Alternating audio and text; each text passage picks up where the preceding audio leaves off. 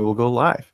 And we are live. Here we are, episode 1 of Fightful.com's MMA industry podcast. I'm your host, James Lynch. A little bit of a role reversal today because normally Sean Sapp is the one who leads the charge on these podcasts. But today, Sean's actually going to be my guest. For those who are tuning in for the very first time, and you know, for those who are just checking this out, this is the inaugural episode of the MMA industry podcast. The goal here is to talk about the industry as a whole. You know, Sean, there's a lot of podcasts out there that cover MMA and do a great job, including the ones you'll see here on Fightful. But we wanted to give you a little bit of something different and talk about the media side of things. So I thought with this being on Fightful, the guy we had to get for this was Sean Sapp, managing editor. So Sean, I got to ask, how are you doing today? It's funny because when you and I were off the air, like last week or the week before, I was like, man, I would love to do this show about wrestling media and stuff. And you're like, I had the same idea with MMA media. Yeah. Yeah. So it's very, I'm very happy that we're able to do this at Fightful.com, and I'm excited to see who all you bring on. Yeah, it's going to be interesting. We're going to just sort of play it by ear and see where this thing grows. But it's a podcast idea I've wanted to do for a while, and now that I've had a good platform and you know the time to actually do it, it's actually working out pretty well. But here's where I'm going to start first, Sean. So. One of the things I wanted to do when I get guests on this podcast is talk about how we sort of met. And you're not going to remember this, but I have one of these memories where it's like, if I could actually put the memory to good use, I could have been like, you know, a doctor or something like really like important, but instead my memory just goes to useless information. And here's a useful bit of information of the first time I ever remember actually talking to you or interacting with you. Okay. So we're going to go back here. UFC Fight Night 37. Okay. Melvin Guillard loses to Michael Johnson. He's released from the UFC. Wow. Now, you and I knew about you. I mean, I knew that, you know, you were doing the wrestling stuff because I think we followed some of the same. I think at this point we weren't actually following each other on Twitter, but I made a comment saying basically that I thought, you know, even though Melvin didn't have a great showing in the fight, I thought this is a good move for him. You know, he'll move on to greater pastures outside the UFC. And you completely disagreed with me. And I don't know if you'll remember this, but we actually got into it a little bit. And you said that the UFC made a huge mistake letting Melvin Guillard go. Do you remember this at all, first off? Well, I was wrong about that. I'll say that as much. But I was a Melvin Guillard fan. I loved the way that he fought. I thought that I remember watching the Evan Dunham fight, and I was like, on that night, I don't care who was in the cage with Melvin Guillard, he was beating them. That's just how he looked. Yeah. I was a fan of his footwork and his boxing to the point that one of my cats, his name is Melvin. Like, we named a cat after him, but I don't remember that at all. Wow. Yeah, so and I, for some reason, I just remember that for some reason. I never like held it against you. I mean, obviously we've talked a lot since, and you know, we've definitely you know, chatted here and there. And actually, for those who, you know, just want to make sure this isn't like a totally like kind of you know, social media relationship, Sean and I have actually met in person. We had a pretty good chat when you were here in Toronto. You stopped by for Jimmy had flown you out, and you were kind of, you know, checking out Toronto and doing you know, the Your Boy and the List podcast live in Toronto. So we actually met, had you know, had some nice dinner and just talked about the industry. So it's kind of like we're rehashing that conversation with this, but we get a whole hour to do it. And the thing I like about you, Sean, is that, you know, you're kind of unique. I mean, it's one thing to work in the industry, you know, full time, but you do it with mixed martial arts and with wrestling. And that's kind of a rare breed. I mean, someone like Dave Meltzer comes to mind who sort of does both. But I don't think you see too many people do this full time with both. I got to start from the beginning, though. What came first? Was it, you know, being a fan of pro wrestling, or was it mixed martial arts? How did the birth of what is Sean Sapp come to be? It was pro wrestling. I've tried to pinpoint the match. I've had David Bixenspan try to help me figure it out, and I think it was like Great Muta and Ric Flair in some sort of cage match. I just remember Ric Flair and somebody with a painted face climbing up a cage, and I put that on my TV at my grandmother's house, and I fell in love with wrestling. And I've been a fan of it ever since, and then later got into covering it. But that's what I remember. UFC, I first became a UFC fan. I think I even told you off the air yesterday. UFC 5, I accidentally rented a tape at like 10 years old, again at my grandmother's house.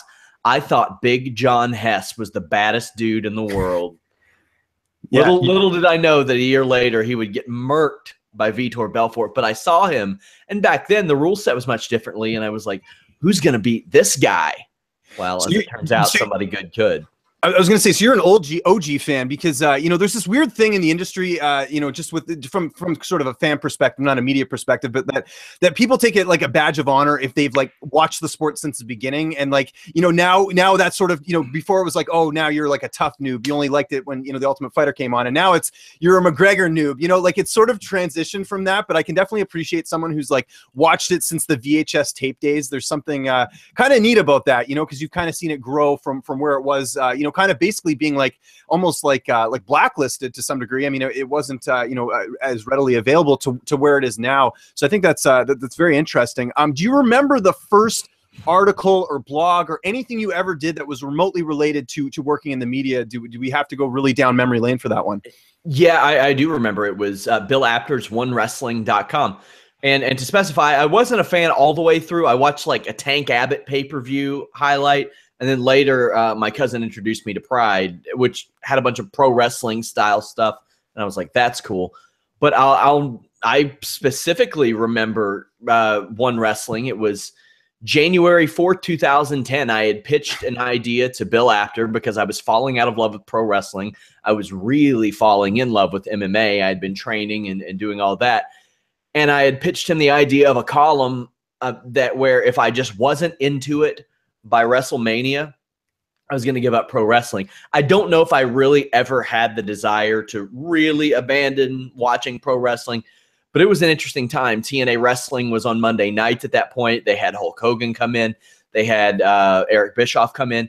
And WWE was bringing back Bret Hart for the first time in, I think, 13 years. So that day that I did my first column, that was really my introduction. And it was something that I always, in the back of my mind, wanted to do, but I feel like I was maybe afraid of the failure. I did it. I put it off for so long because I did nothing in my early 20s. But I think I put it off so long because in the back of my mind, I was like, oh, that's a possibility if I want to do it. If I want to do it. Really, I think I was afraid of rejection, failure, and things like that. And that was the first step that I took. And Bill Apter was a guy that I always wanted to write for because, you know, I wouldn't say that I grew up in a conservative house or anything, but wrestling was kind of frowned upon. So right. I would have to keep up with it through the magazines, and Bill Apter wrote for those magazines. So I really wanted to just say that I was able to write for that guy who was so influential to me as a child. Now, in terms of schooling, did you go to like journalism school or anything like that? Or are you just an OG guy that just, you know, just started to learn how to write on your own, basically? So, actually, I started to go to school about a year after that. When that column ran its course, I took a couple months off. I was working at a GNC before that. And yeah, I liked it because I was training MMA. I got discounts on supplements. I thought I was going to be an MMA fighter. And I was like 24, 25. And then these 17, 18-year-olds started to come in. And I was like, oh, wait, they're already really good. And I can't keep up. And even at that time, 2009, 2010, I thought I was too small to do professional wrestling and too old to do professional wrestling. And I don't know that my body could have kept up with it, but I kept training anyway. But then when I kind of let GNC know that I didn't want to be a manager, they were like, well, we don't have any use for you. We want to get managers produced out of this store. So I was like, I need to do something else. I'm going to make a run at this. And I went to Morehead State University, which NBA fans will know is the alma mater of Kenneth Faried of the Denver Nuggets. But oh, no way. Okay, yeah, cool. It's about 40, 45 minutes from my house. And I'll say this, I spent way too much money on college. You should never spend as much as I spent, but I never realized how much that I really learned from college until years later. And I would see things that I wrote before, and I was like, oh man, that's bad. That's bad. That's bad. Yeah. So it was very important to me to learn that. And I was very fortunate because it's paid off dividends since then, because the way that media is changing now, they don't want to just teach you how to write. They want to teach you how to design the web page that it's on, how to do the graphics, how to Photoshop things, how to run a camera, how to act on camera, how to where to place your mic, like a lot of things. Like when I was there, it started off as journalism. The next semester, they changed it to multimedia journalism. By the time I was gone, and I never graduated, I got a full-time job before I graduated, it had switched to convergent media. So I definitely applaud Morehead State University for adapting with the times. But not for how much they charge for college. Yeah, I spent a lot as well. I went to, I mean, I don't know how, in Canada, I believe that the tuition fees are a lot lower, but I went to university and then I went to college after. So, and for me, it was like, I realized partway through my I was in a communications major, and partway through my program, I realized this is all theory and I have no interest in this. Like, I always wanted to be a broadcaster. So that's where I was kind of like, I got to switch gears. And so I actually ended up doing, I think, 5 years of school, and I ended up I still ended up with a degree. It was just a condensed one. And then I got a diploma from college as well, in like television broadcasting or something. So the reason I ask is because I think it's interesting, because there are, you know, a lot of people who cover this sport that don't have, you know, a journalism background or anything like that. And, you know, there is no really like any sort of right and wrong answer to that. I think as long as you're learning and you have, you know, people that are, you know, that are very well respected, that are, you know, giving you good feedback, I think that's a way that you can really evolve. And I don't think you necessarily need to go through that whole, because, you know, like you said, everything's changing so quickly. I agree. And it taught me some very valuable things. I think I spent 5 or 6 years in school, but I was part-time for a significant amount of that because I was actively working, trying to gain my way. And I did a lot of free work. I did a lot of sponsored work. I did a lot of ghostwriting, like articles and stuff where you would see it under like website staff or something like that, because some of the stuff flat out I didn't want my name on there. Like I would take freelance gigs to do like entertainment articles and things like that. Also, 10 years before, well, not 10 years, it was like 4 or 5 years before, I went to a community college and majored in communications, and it just wasn't my thing. So and you know, on both sides of my family, I have an aunt who was a freelance writer that I lived with, and I saw acceptance, rejection, success, failure, and that degree. And on the other side of my family, I have an aunt who was into radio and communications, like virtually every facet of that. So I had some good influences there. But college for me, I think, was important because a lot of that period for me was trying my best to gain credibility, whether it was going to school, whether it was training, whether it was, I was taking free jobs everywhere. I did commentary for free for MMA promotions, which has led to me being paid to do it. I managed a fight team. I would help manage the local gym a little bit. I would teach kickboxing classes. I would do anything that I could to advance myself a little bit, to gain whatever kind of experience I could that would lend to this in MMA or pro wrestling. Yeah, and I can totally relate to that. And one of these days I'll get on this podcast and sort of tell my story or whatever. And I figure in the meantime, I'll just throw in little tidbits here. But when I worked at Fight Network, this was 2008. I'd moved to Toronto maybe like a couple months before that. And, you know, Fight Network, loved working there. We did not get paid great. So what I ended up doing was to make up for that, because living in Toronto, as you know, very expensive. I had to, I was working at Good Life Fitness, which is like a huge fitness chain out here. And I was working customer service. So I was working, I think at one point I was almost working 7 days a week. I know I was working at least 6 for a while there. I think I had Saturdays off, and then Sundays I would take the extra day at Fight Network. And then in between that, I was working at Good Life Fitness. But the thing is, like, you want to make it work, so you make it work, right? Like, it doesn't matter. Like, I always thought, like, you know, I had to like fold towels and you know, answer customer calls and everything like that. And but I knew that, you know, I was doing this just so I was able to work, you know, at Fight Network and do a lot of cool stuff. And you know, a lot of what I owe the success I have to now is what I was able to do at Fight Network early on in my career. I kind of had, you know, the luck of that, because really at that time, and even now, I mean, there isn't really a 24-hour combat sports channel. I mean, it's sort of unique for the television world. I mean, you have UFC Fight Pass, but I mean, they were sort of ahead of the curve when they were founded in, I believe, 2005. So that was kind of neat. I got to experience that. But anyways, we're here to talk to you, not to me. Do you remember the first event you ever covered, whether it was wrestling or, well, let's just start first. What was the first wrestling event you ever covered?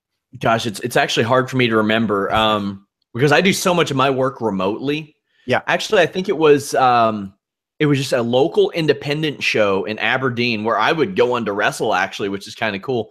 But Al Snow was there, and I knew that Al Snow had a good relationship with Bill Apter. And I thought maybe I can go cover this show and interview him. And I did. You can find it online. And back then, I was cutting weight to make weight for grappling tournaments back then. Like today, I'm 32 years old and 185 pounds. Back then, I was in my mid-20s trying to make 149.9 was the limit. And that was like, I was so small, like his arm then was like the size of my torso. And I remember that I had, who is now my tag team partner and wrestling coach, Jay Grooms. He held like a little flip cam for me while I interviewed Al Snow, and it caught all the outside audio and everything. So you could hear people walking by and all that stuff. And it just wasn't good, but it helped. And being able to go to events like that and say, I work for Bill Apter, everybody knows him. And if anybody doesn't know him, they at least respect him and are willing to give me an opportunity and stuff. And I mean, I think that's a lot of what helps get Bill guys in general, because he's not paying them and stuff. Because when I was doing that, I was, like I said, accepting sponsor slots for my articles and placed ads and stuff like that. But yeah, that was the first thing I ever covered there. But so much of what I do is remote that fortunately I don't have to do a ton of that. And wrestling is so different from MMA because they're not like, hey, here, we're doing a press conference afterwards or a scrum before. Only special events do they do that. Yeah. Yeah, it is different. We actually talked about this yesterday on the podcast about how there's sort of, how the coverage of it is a bit different. And you mentioned that example there with the press conferences. What about mixed martial arts? When was have you, do you remember the first show you ever covered, maybe for like a local site or anything like that? Does that come to mind at all? I think it was an Absolute Action MMA event, which was also very crucial to me. And that was a place that bred like Tommy Hayden, Jessamine Duke, Sean Asher. There was like this swelling of talent in Northern Kentucky that kind of happened. And some of my fighters would fight there too. And so I started to cover their events and a couple others locally. But that's actually where I met Jessamine Duke. And now she's involved in pro wrestling. But I made a lot of connections there. That was very cool. I because of Absolute Action MMA and the people that I know through that, it would lead me to knowing people from OVW, from WWE. I met King Mo at one of those events because when he was training to be a pro wrestler, he actually drove down with a bunch of wrestlers and they took in an event. So I was able to talk and meet him there. But yeah, I think it was just Absolute Action MMA. It was probably right across the river from Cincinnati because MMA and amateur MMA in Ohio is basically kickboxing and wrestling with pads on. And Kentucky is a little more liberal about things. So that's why they have so many events there. But it got to the point to where at the end of AMMA's run, I was calling their fights. So it was kind of cool to go from covering it to working for them and getting paid to do so. And what would you say was one of your biggest challenges early on? Was it just you didn't know what the future was going to hold? I mean, I guess initially when you did this, you didn't know if it was going to turn into what it's turned into now, which is your career. Did you sort of look back and think of any of those early struggles maybe you had when you were starting out? It's weird to look back now because like I wasn't getting paid a lot. And like I said, I was making money off of teaching kickboxing and all these other different things. And I do remember that at the beginning of 2014, I said to myself, I'm making this my full-time job by the end of the year, or I'm not doing it anymore. And that was a really naive, self-imposed deadline. It worked, but it was very naive. I went from Fan-Sided to What Culture to Rant Sports to Wrestling Inc., where I ended up really gaining most of my following and my notoriety before Fightful. But yeah, the early times, you have to have the right situation. I live in a very, very cheap place. Like my house is cheap. It's a nice big house, but it's an old house. So it's very, very cheap for me to live in, me and my wife to live in. I was able to make it work on grants and student loans and my other jobs. And like I said, the aforementioned freelance work. So it was okay. But, eventually those student loans add up and, I got a ton of money that I owe now. But looking back, I'm glad that I did it because it helped facilitate the situation that I was in. It was slim pickings back then, and it was rough, like checking your bank account before you order pizza type of stuff. Yeah, and making sure you have enough in there. But yeah, I do remember, and it was difficult, like more so than I can probably remember because I have such tunnel vision about Fightful, and I work every day here now, but it is tough. And a lot of times, like the way to do it is to work for free. And the way that I put it is I would never ask somebody to work for free, but if they offered it, I probably wouldn't turn it down if they were good, because and I used to be like, oh, don't do free work. Don't do free work. You got to do free work. That's just the unfortunate reality of the situation. is that to prove yourself early on, you have to be willing to show that you can produce. And like, it's hard because we pay, I know that we pay our writers more than I have been paid at other places. And that's something that Jimmy Van wanted to do as it pertained to morale, because you get what you pay for type of thing. Now, when you can tell who's hungry based on who's willing to write for free. I just hate the idea of doing that because, you know, I went through that and it sucked, but it's an unfortunate reality. It is. And we'll definitely touch on that later because there is a point in this where I want to talk about sort of maybe some advice or some tips that you have sort of, you know, things that you've learned in the industry that you would kind of want to give other people. Because there's like a million things that I see on a daily basis where I'm like, you know what, like I wouldn't do that, you know? So those are things there. You brought up your wife, you're married like myself. How tough was that, you know, chasing this dream while also convincing your significant other that, you know, like how much did this impact your social life? Cause I know you're putting all this time in and, you know, how are you able to balance both? Well, in my younger years, when I wasn't doing anything, I was a bit of a social butterfly. Not so much now, but that just comes with getting older. Yeah. Fortunately for me, so many of my friends are people that I trained with anyway. So, like, if I'm hanging out with a Jay Grooms or a Dylan Cornett or a Brandon McLeese, who you all will see on my Twitter, I've got one of my tag team partners and a catch wrestling coach. I have a strength and conditioning guy, and I have a Billy Robinson certified catch wrestler. So like it almost feels like I'm working while I'm socializing because I get to learn stuff from them as well. My wife, it wasn't difficult at all. It was financially, but she was like, do it. I know you can do it. Let's go. She was 100% supportive.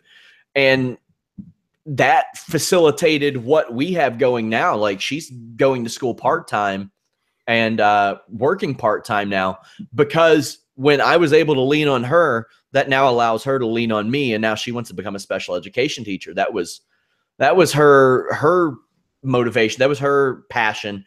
Because here in Kentucky, we have a lot of elderly. It seems like everybody gets into the medical field. It's just what you do out here. Yeah. And I'm sure she would have excelled at that and done well, but she didn't like it. She didn't like doing that. And when I landed with Fightful, I had a talk with her. I was like, you have to do something that you like. You have to do what I'm doing. And if you have to lean on me a lot to be able to do that, we'll make it happen. I can make it happen right now. So her being supportive paid off for me and it's paying off for her. So I couldn't have been luckier in that regard. And that's something, as you know, Joe or James, you have to have. Yeah, you have to have the support of whoever you're locked in there with, or else it might not work. Yeah. I'm glad you brought that up too. Cause I think for people who want to cover this and they really want to make a run at it. And I think you have to have those times where you're not going to have like a 9 to 5. You're not going to have like, you're going to have times when you're going to be up late. You're going to have times when you're going to have to cancel plans with your friends. I mean, if you want to make a run at this, if you want to do this as a nice hobby on the side, you can absolutely, I'm sure, work, around a certain schedule, do like an article a week, whatever. I mean, whatever you can manage, however much you like the sport, however much you want to be involved. But I've had many of discussions, many negotiations, let's put it that way too, with my wife. And, back when she was my girlfriend, even where, I would have to say, hey, listen, I have to watch this fight tonight. I've had family dinners where I've had to say, look, I got to leave early because I got to go watch this because I got to go write something up. Like these are sacrifices you have to make, but it's the reality of if you want to sort of go to that next level. Just quickly as well, the last basically 2 or 3 years, I was working a full-time job and doing all this on the side, and you know how much work I was doing. So there was a lot of negotiation with that where it's like, I have to pick and choose. A lot of times I wouldn't get to see a lot of my friends, but I really like doing it. So it's like, for me, it was like I was getting enjoyment out of it. So it didn't matter that much that I was cutting into my social time, but it was still something where it's like, yeah, I look back and I'm like, yeah, I kind of wish I could have, saw my friends a bit more, but that's what you have to do to sort of, to make it work. So I'm glad it's worked out with you and that, that she sort of understands what you're doing and now you're sort of returning the favor, which I think is really awesome. How long have you been doing this full time? You mentioned the freelancing. You said 2014, right? If I heard you? Yeah, 2014, I started with Fansided, and what they did there is they had like a news desk situation. You would go 4 hours, and they would have you write at least 12 articles, which is wow, a little irresponsible. I'm going to say that first off. And I left there for What Culture? What Culture after I wrote for them for a little while, offered me full-time as their news guy. That changed immediately. And, I was almost in tears getting a full-time job halfway through that year. And it was, for me, pretty good money at the time, especially. And myself and David Bixenspan have a podcast that I released in full that people can check out that mess of a story. But that was a mess. And they messed with me mentally to make me think that the reason why their aggressive United States expansion didn't work because of my work or because of my editor's work. That wasn't the case. They just jumped in too far.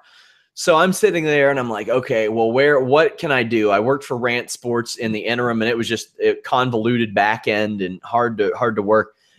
I was like, I want to do this full time, and I want to do it for as big of a website as I possibly can. So I'd been courted by a couple of places, which kind of surprised me at that point because I had been made to think that my writing was so bad that nobody would want me because of what culture. And I had all these sites like after me, and I landed with Wrestling Inc. And the first few months, it was just like kind of like, I remember I covered SmackDown and I would do news stories here and there. They have a guy named Mark Middleton, and he is like, he aggregates a lot of stuff, which is a necessary, I don't want to say necessary evil. It is necessary in today's news landscape. Everybody does it. Yahoo News does it. Everybody aggregates. And people look at that and they see his name and they're like, he's just copying and pasting. He doesn't do anything. No, he works so hard, and he works every single day, and he covers everything. And there's like, I would be like, man, there's nothing for me to cover. How am I going to do this and make any money? And then I looked at, well, what isn't he covering? What is there in the wrestling world? Because I knew that Raj, who ran the site, he wanted as much mainstream, like he wanted a full, complete site. And that's the mentality I take now. So I looked and I was like, okay, he's not covering New Japan, and they just got a pay-per-view deal at that point.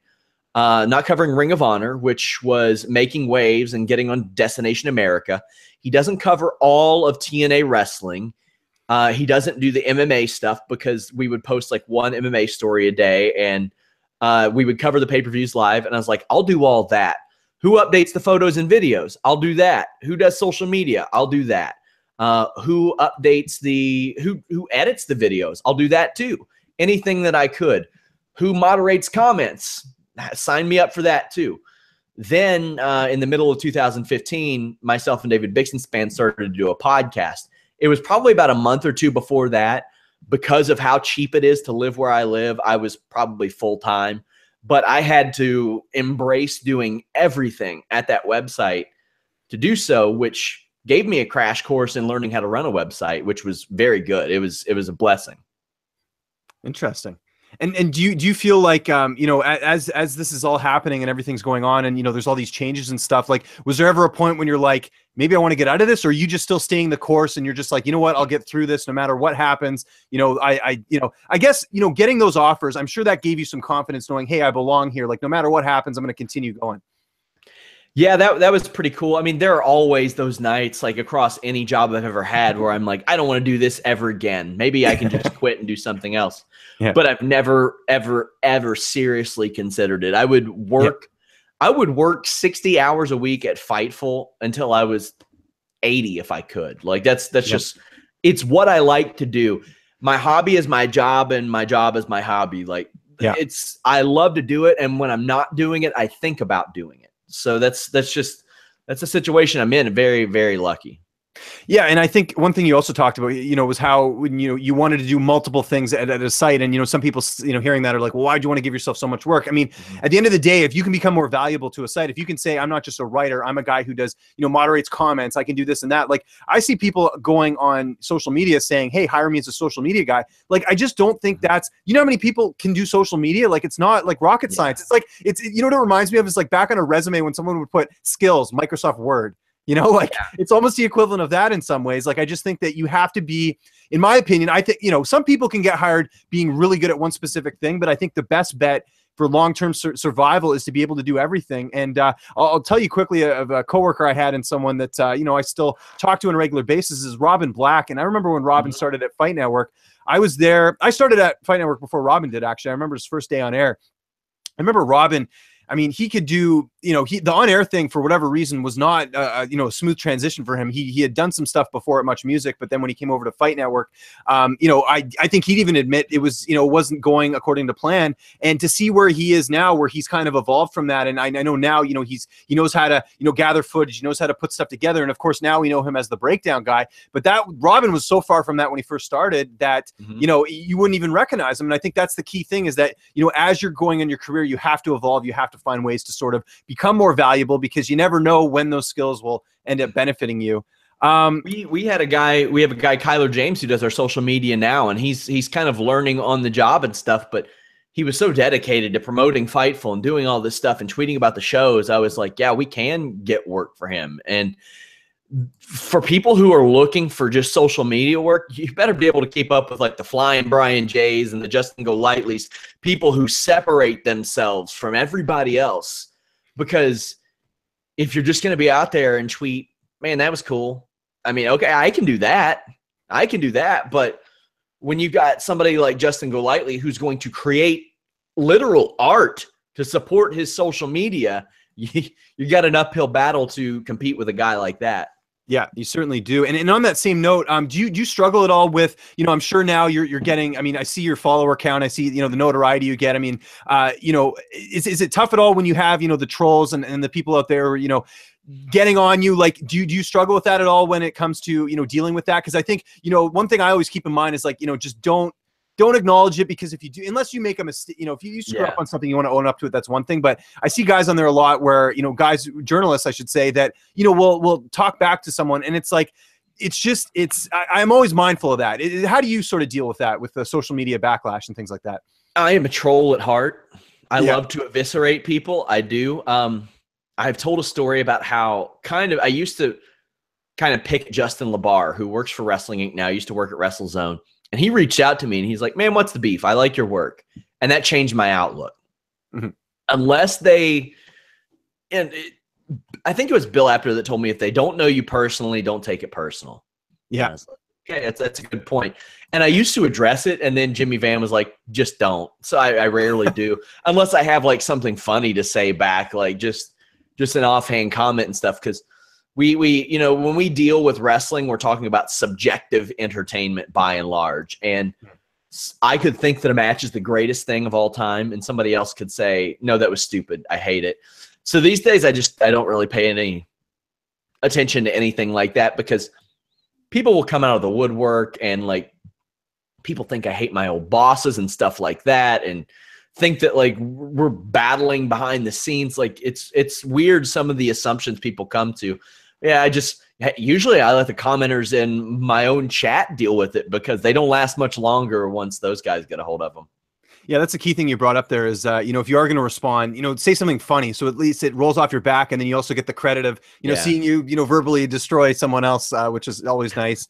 One thing we haven't talked about here, and maybe you have a little bit, but mentors, like you mentioned early on, sort of some of the people that helped you out. Do you still have like mentors? Are there people that you still go to, like as sort of go-to people when it comes to whether it's, writing or decisions or things like that in this industry? Well, a lot of people thought it would be Bill Apter, and he was instrumental. He helped me get the job at Fightful, but I wouldn't say that he mentored me. He didn't give me a lot of tips. Raj Giri gave me a crash course in how to run a wrestling website. Okay. And he would give me instruction, and I would be like, what an ass, what an ass, what an ass. And now that I have to give that instruction to other people, I'm thinking, man, I'm an ass. But now I see what I got to do. I see what he was doing. Brett Dawson, who covers the Oklahoma City Thunder, was very instrumental. He befriended me when I was in college, and he covered Kentucky sports, and I'm a Kentucky sports fanatic, and I think he was the best at covering Kentucky sports, period.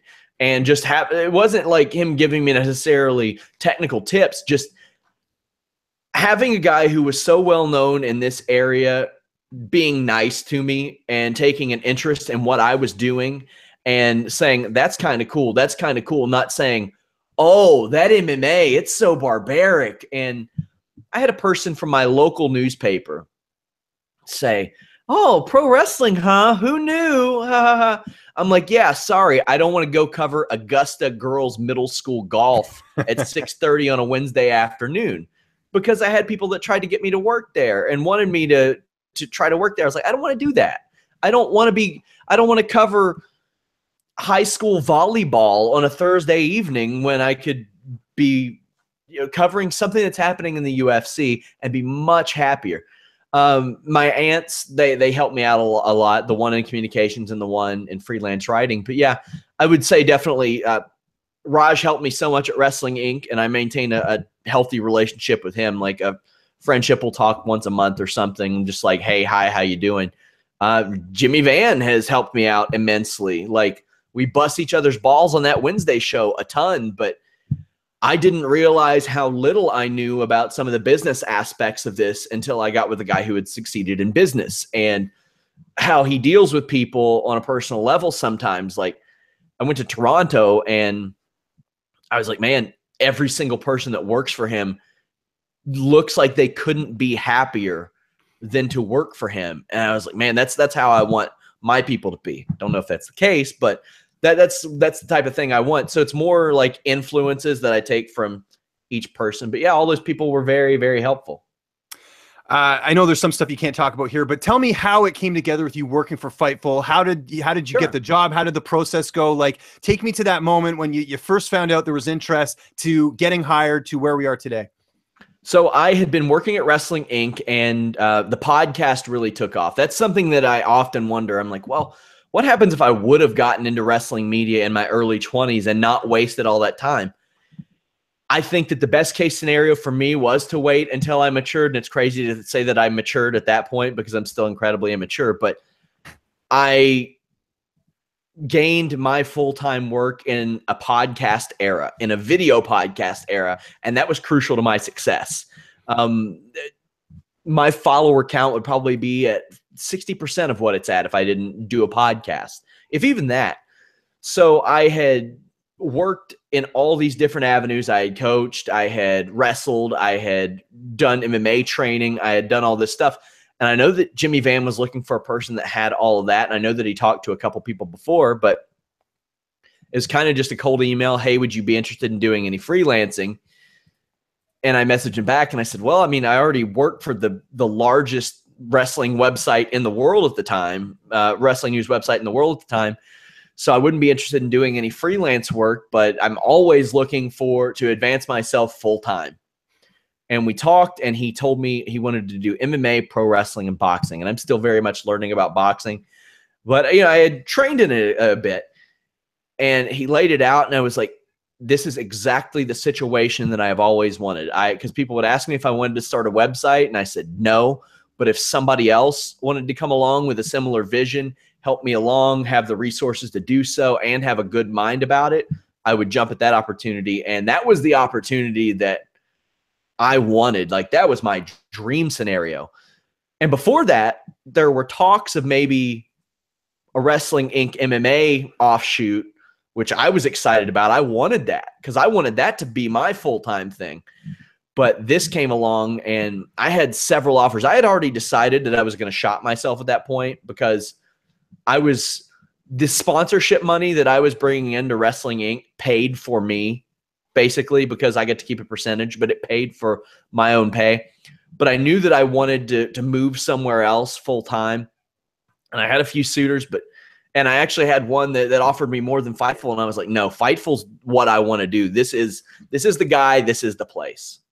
Yeah, no, that's great to hear. And sometimes it is just a feeling. I've had situations where I was offered something and I remember at the time thinking, I don't know, this just doesn't feel right. And then of course something else, I won't tell you the website, but I had an offer, this is, I think, a year and a bit ago, and something wasn't right about it and it just didn't end up working out. And then Flow came along and I ended up getting on with them and it just sort of worked out there. So sometimes you got to go with your gut. I always sort of live by the motto, never chase, when it comes to business, where it's, just you don't chase after something. If you like something, it's got to be the right situation for you to actually go towards it. So don't chase after it, let it come to you type thing, So I think that's always a good mentality. Now, being a managing editor, I know this is something that's, not something you did previously. Yeah. What are some of the challenges with that? How's that going as far as going from, being sort of the writing guy to now managing people as well? Time more than anything. There aren't enough hours in the day. I work every single day. I think since I started at Fightful, I've had think 6 or 7 days off in about a year and a half. And that's just a sacrifice you have to make. And I'm happy to make it. I love it. I wouldn't rather be doing anything else. I mean, even my vacations are work vacations. I come to Toronto and I work. I went to Orlando and I covered NXT tapings and did a podcast. But time is the main one because you only have so much time. Like there was a day yesterday, I worked from the time I woke up until the time I slept. And I think I personally only wrote and published maybe 1 or 2 articles because there were videos that needed done. I watched your interviews. I had to edit podcasts. I had to do a podcast. I had to edit all the stuff that's on the back end of the website because we have a scheduler that's up there. That's something I didn't have the luxury of having at my last website. But so there's dozens and dozens of articles that are releasing and exclusives that we have that I have to look at. I have to make sure this item's checked, that item's checked. I got to check on our SEO efforts. I have to make sure that everything on that end is good. I've started to film daily news updates. Like there's a lot that goes into it. I got to make sure our social media is going well. You have to check on everything and you have to check on it constantly. Yeah, you can become sort of obsessed with it, but in a good way. I mean, you have to sort of, check every little thing that's happening because at the end of the day, you want to be a perfectionist. You want to take pride in what it is you do and everything else. So I can definitely appreciate that. What would you say is one of the questions you normally get from people? I'm sure I'd be willing to guess because I get them too all the time. But what are some questions like if people are DMing you or emailing you or wanting advice? What are some of the questions you seem to get a lot? How they get started in this. Yeah. Okay. How they get started in this, and do you get paid? Yes. Yeah, that's the pay thing. Yeah. That's the main one. Yes, I do. And it's going to be the same answer for everybody else.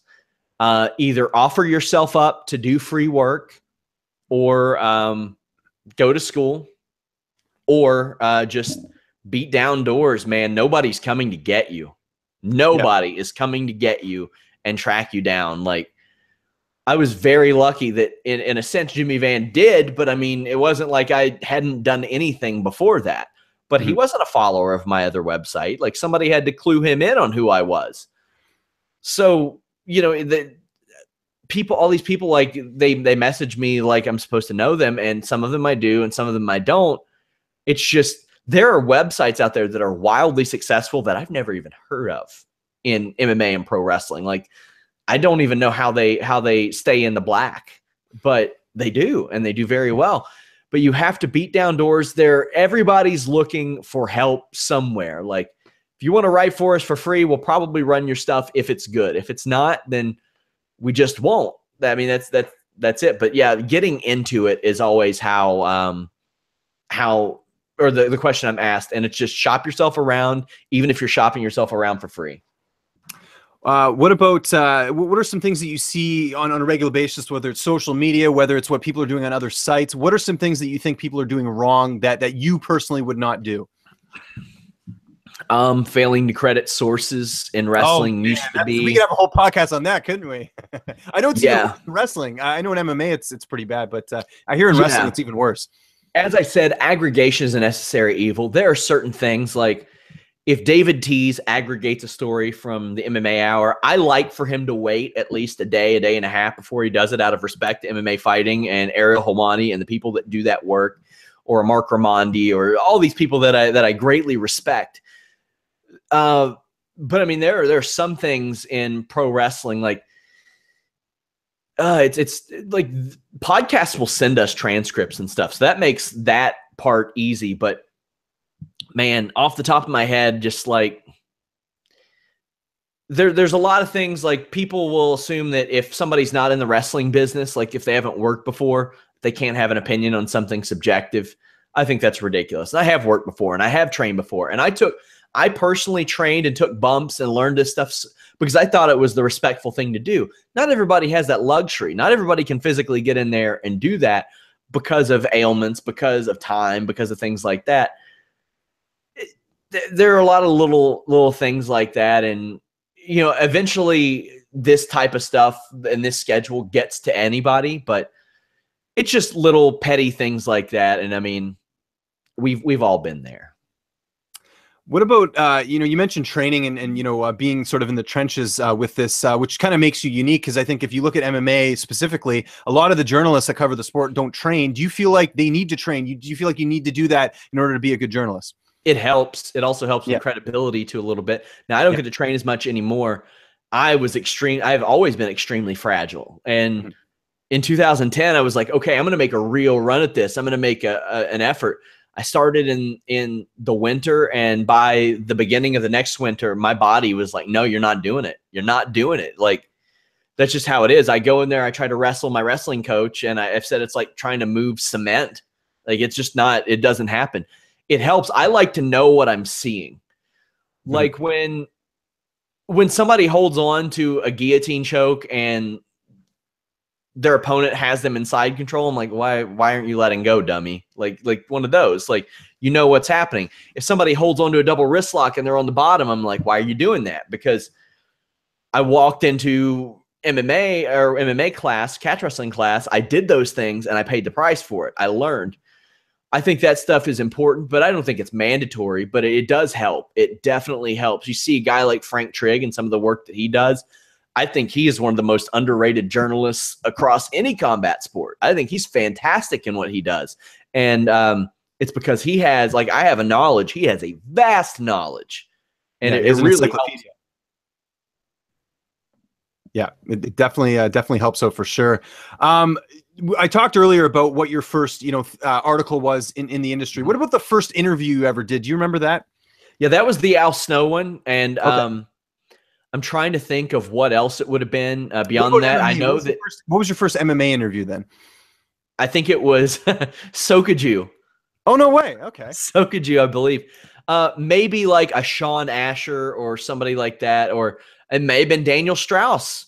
Like, because I did work for Cage Passion Media, which essentially was a promotional site for that Absolute Action MMA.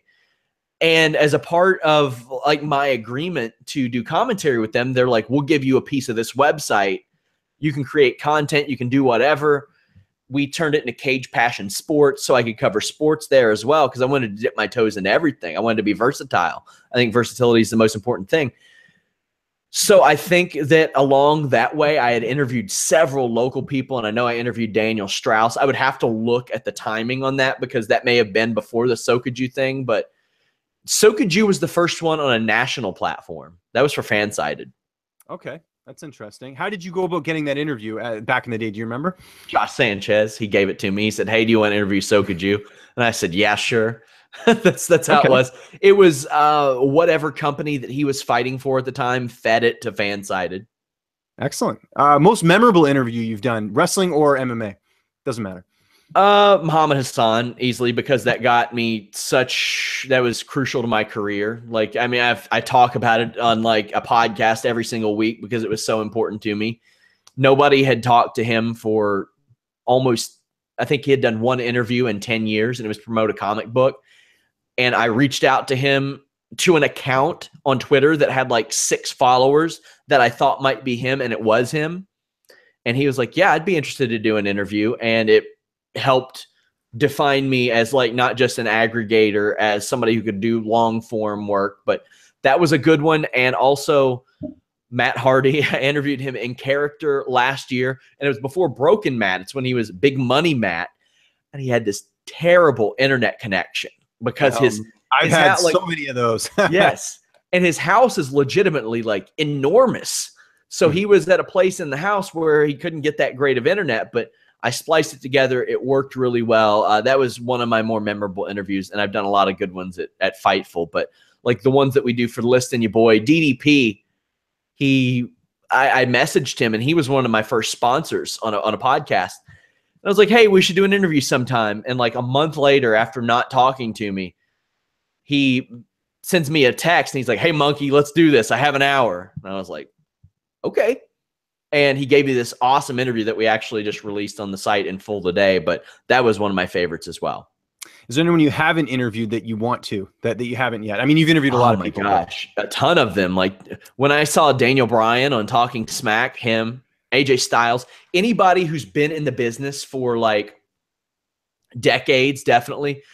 Bruce Pritchard has just an awesome podcast with Conrad Thompson where it's a retro show where they talk about the backstage happenings. I had pitched that idea to Vince Russo when we brought him on Fightful in like May or June of last year, but it never came to fruition. And I don't know that it could have worked anywhere near the level that Conrad and Bruce made it work.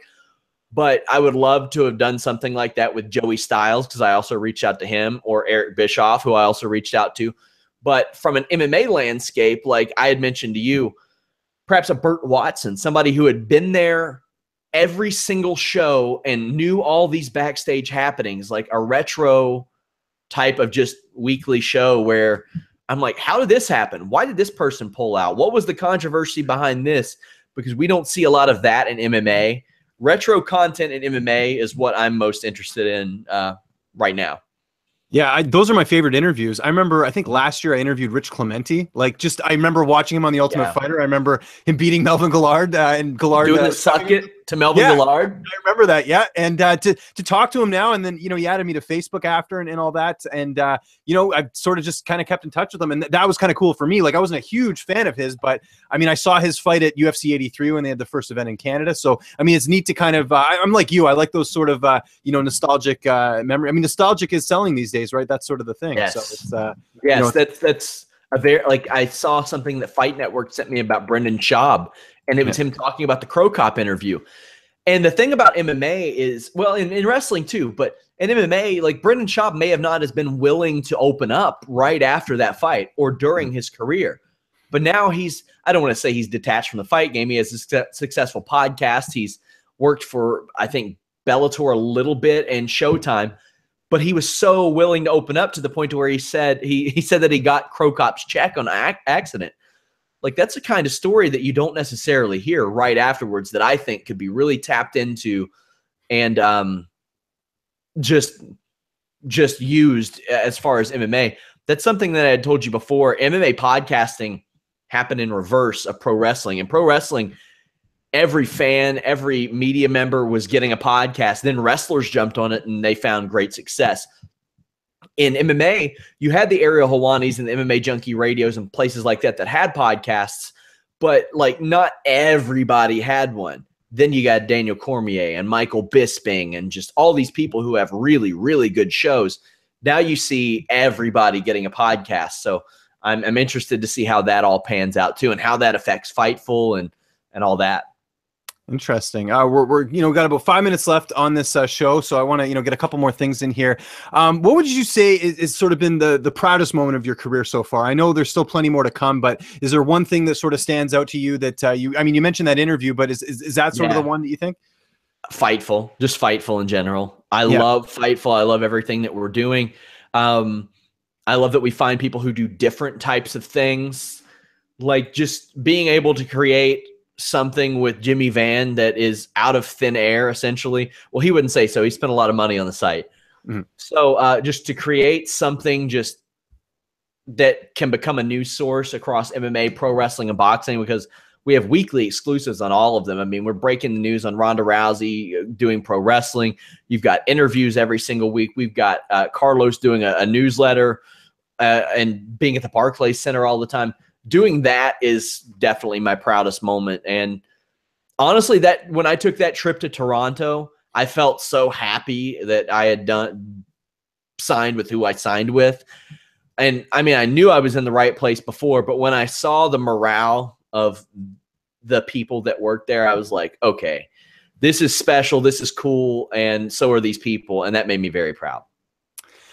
We've seen a lot of changes in the industry over the years, both in pro wrestling and in MMA. Where do you sort of see the industry heading? We're seeing a lot of focus on video now. I mean, we're doing video right here. It seems that, podcasts are very viable, but I think there is a video element that needs to be added. Where's the Sean Ross Sapp vision heading? Where do you think things are going as far as this, the coverage of both MMA and wrestling? Well, hopefully, I've done like some additional things like the daily news updates for wrestling, and those are working out very well. But I want to see MMA podcasting take off because it's still very much in its infancy. And I think that'll help, but we're open to trying anything. Like we will throw stuff at the wall, and if it sticks, we will run with it. And if not, it just doesn't work out. But that's a benefit of having somebody like Jimmy Van, is that he's like, let's see if this works. Let's see if this works. Let's change this and see how this affects things. That's what I want to do. I want to stick with the successful stuff and then try to find more things that will be successful that we can later stick to. Excellent. We got, just a couple more minutes here. Just sort of talking about, everything that you've done, as far as like events that you've covered, what's sort of the best event you've sort of, that sort of really stands out to you, whether it's wrestling or it probably is wrestling. Cause I don't imagine there's been, any amazing MMA ones that can compare to wrestling. Yeah, definitely not. The NXT events that I covered in Columbus, where they were at the Arnold Classic, which I do not know why UFC doesn't go back there every single year, like at least for a fight night show. WWE is usually very, very picky about who they give stuff to, but they were very generous with me and giving me like Alexa Bliss and Jason Jordan and Chad Gable. And my wife got to work with me at those shows, which made me very happy. And it was kind of cool to be recognized there and her to be recognized there too. That was kind of neat. Like people would be like, oh, I saw you and your wife covering the show. That was really cool. And it was 2 days, like 8-9 hours of wrestling and tryouts and stuff like that. Like I got so much content that I still use today, like photos, videos, interviews. Like it was so fruitful for me. I wish they would come back because I really it was exhausting, but I really, really liked covering those events. We're going to do a couple of rapid fire questions here as we're wrapping up. Outside of MMA and wrestling, do you watch any other sports? I know you're a baseball guy, Cincinnati Reds, right? Yes, baseball, Cincinnati Reds, college basketball, Kentucky Wildcats, college football, Kentucky Wildcats, NFL, Bengals, trying to get an NHL, Columbus Blue Jackets. I love soccer. Cincinnati is like being taken over by soccer. I love sports, man. I live for it. There may or may not be a related sports site launching in the near future. And I hope, if so, I hope to do some work for that too, because I love it. I love sports. Sports is my life. That's awesome. What about movies? Favorite movies, if you can name any just off the top of your head? Oh, man, you're asking the wrong question because I get trashed for my taste in movies. Because I hate Pulp Fiction and I hate Reservoir Dogs and I hate A Christmas Story, and everybody lets me have it over that on I don't like Christmas Story either. I'm with you there.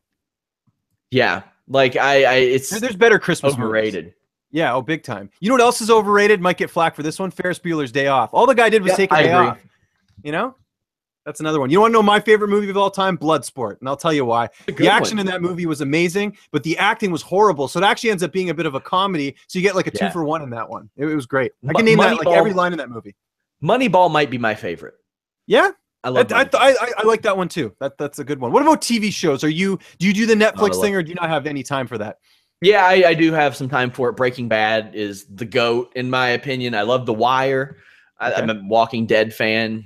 Their first season of True Detective was really good, but Breaking Bad is just top of the charts for me.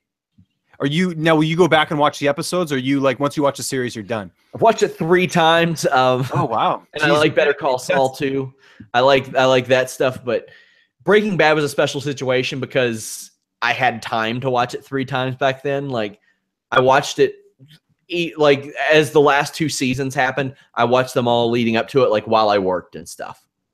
Awesome. Last question for you here. When are you coming back to Toronto? When are we going to hang out again? Next week, if Jimmy brings me back. I have had no better vacation in my life than that, and I worked a ton when I was there. But I love Toronto. If I could afford to live there, I would live in Toronto. But man, that place rules. Jimmy had said on a podcast that he didn't know that it would mean so much to me, but I'd wanted to go to Toronto since I was a little kid, since I saw the Blue Jays at the Sky, like playing at the Sky Dome, wrecking shop, and I was on a Blue Jays Little League team. I felt a little connection to them, and I love that city, and I love the people in it. It was awesome. And I love this first episode of the podcast, Sean. I can't thank you enough for coming on and being my first guest. I felt it was only proper with, this being on Fightful. And, this is going to be a work in progress. I'm sure a lot of people watching right now are people that are, subscribers to Fightful. I know I'm relatively new to the site, but I promise you I'm going to steer this ship in the right direction. And we're going to have a fun little project with this. Just, Sean, remind people what we got coming up on the site, maybe some other things, your social media, all that stuff. Just plug away, man. It's all the Sure. You all can follow me at Sean Ross Sapp. You can go to youtube.com/Fightful and subscribe to us. We're on iTunes, Stitcher, Libsyn, tons of podcasts, tons of news updates. We are breaking news all the time. We have interviews, photos, videos, newsletters across MMA, pro wrestling, and boxing. We have great forums where you can talk about everything from entertainment to sports to wrestling to MMA. A lot of stuff over at Fightful.com. We're always getting like interviews and things like that. But yeah, follow me at Sean Ross Sapp, and you can follow us on Twitter, Instagram, and Facebook at Fightful Online. And we also have Twitter accounts for Fightful MMA and Fightful Wrestle. And I want to let people know, if you don't like wrestling or MMA or boxing, we do have filters individually that can separate those. Yeah, which is very handy if that's what you're into. If you're not into the wrestling or whatever, I like all of it. I'll just check it all out because it's all that good. But your listeners, people watching the show can check this out. Check me out on Twitter at Lynch on Sports. I got a bunch of stuff up on Fightful. Did a couple interviews, Bellator interviews this week. So definitely check those out. Bellator coming back with a big card. And that's pretty much it for me. I want to thank everyone for watching. Next week we will be back. I'm going to be figuring out who's going to come on this show. Still sort of a work in progress, but I want your feedback. If you guys like stuff about the show, you didn't like stuff, hit me up on Twitter. I'm more than happy to discuss the show and the structure because this is still a work in progress. But we had a lot of fun today, Sean, didn't we? I loved it. I love the idea of it. I can't wait to see who else you get. Perfect. And this is James Lynch signing off, and I want everyone to have a good weekend.